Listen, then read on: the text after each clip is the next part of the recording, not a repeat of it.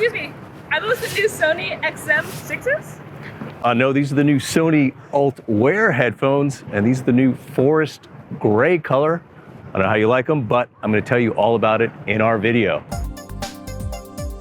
Hey there, folks. Over the years, Sony's taken some criticism for the naming scheme of its audio products, and particularly its headphones. For instance, its current flagship noise-canceling headphones are called the WH-1000X M5, or Mark V as industry insiders prefer to call them. I've gotten pretty used to saying these model numbers and have developed a begrudging affection for them, but Sony has recognized that the average consumer probably has an easier time remembering a name like the AirPods and is trying to give its audio products more marketing-friendly names. Remember the Link Buds from a couple of years ago? Well, now Sony is rolling out its new ULT Power Sound series, which includes new ULT Tower and Field Bluetooth speakers and these new $200 ULT Wear headphones. Let's jump right into the review.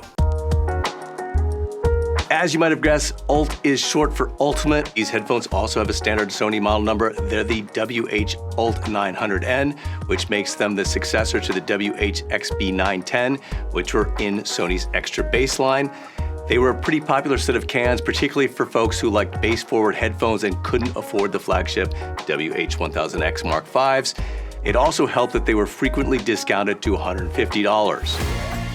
The ULT Wear looks similar to the XB910s, but Sony has changed the shape of the headband, making it slimmer and more tubular, so it aesthetically looks slightly more like the XM5s. While they weigh right about the same as the XM5s at 250 grams, they lack the more premium look and feel of the XM5s. But they are a step up from the CH720N, the $150 entry-level model in Sony's noise-canceling headphones line that I do like, especially when it goes on sale for $100. I should also note that the ULT Wear does come with a nice hard carrying case, while the 720N does not.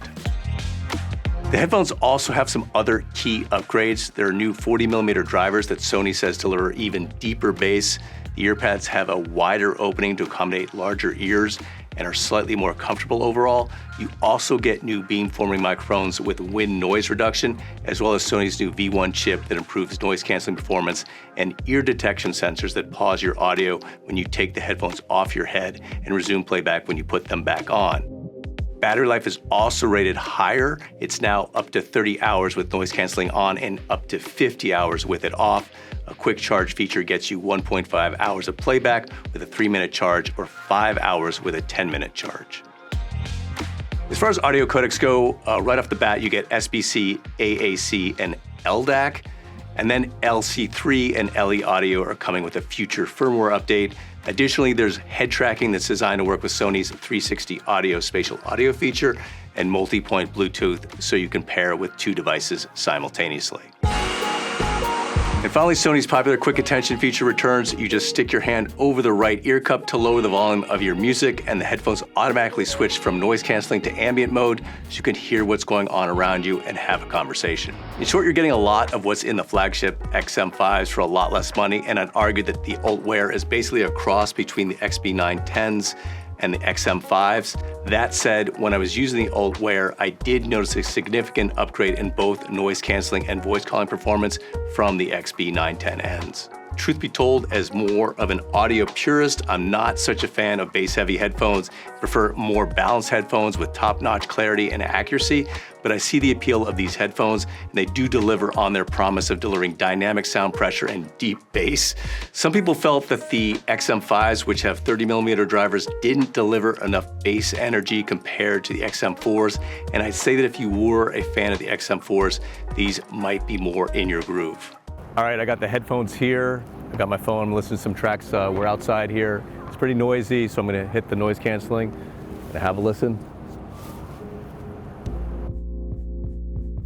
All right, so these do sound really good with some tracks, and it does help to have that extra bass, especially when you're outside here and there's a lot of noise going on. The extra bass does help. I'm now gonna hit the Alt button for the bass boost, and we'll see how that sounds. Some track that's really, the bass is a little bit too loose. It's bordering on muddy, so I'm gonna turn that off. And it does sound better to me without the Alt button engaged, but of course, everyone's audio tastes are different, so you may do the exact opposite thing for me. But I would say the bass, especially in these noisier environments, does help to have that extra bass. It's a little bit loose with certain tracks though, especially when you engage that Alt button. I'll finish by saying that the voice calling performance was generally good. Although callers said they heard some background noise when I was talking, they could hear my voice clearly. So the noise reduction is decent, but not quite as good as what you get with the XM5s. I go into more depth on all this in my written review on CNET.com, but here's a sample of a call I made so you can hear for yourself.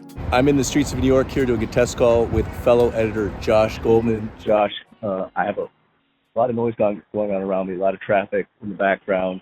I'm going to talk a little longer so you can hear what everything sounds like. How do I sound overall? I hear a good bit of that traffic going by. It's not bad. It's sort of breaking you up a little bit, but overall, I'd say it's good noise canceling, but not great noise canceling. In the final analysis, I think these are a welcome addition to Sony's noise canceling headphones line. Both the flagship XM5s and the CH720N feature more balanced sound, and I kind of wish these did too, but the ULT Wear offer not only improved sound quality from their predecessor, but better noise canceling and voice calling performance, and they list for $200 or $50 less. In this price range, I also like the Sennheiser Accentum Plus and JBL Live 770 NC, both of which arguably sound better if you prefer more balanced sound, but the Sonys are a little more comfortable and deliver slightly better performance in other areas. They also have a slightly more robust feature set. Now, it does help to be a bass head to love the ULT Wear, but there are a lot of bass heads out there, and these should have pretty broad appeal, especially when they inevitably go on sale for $150. But let me know what you think in the comments section. Give me your 2 cents on the new ULT name, and also let me know what you think about the headphones themselves. I'm particularly curious to hear from owners of the XB900 series. If you found this video informative at all, hit the like button and subscribe to this channel if you haven't already. I'm David Carnoy for CNET. Thanks for watching.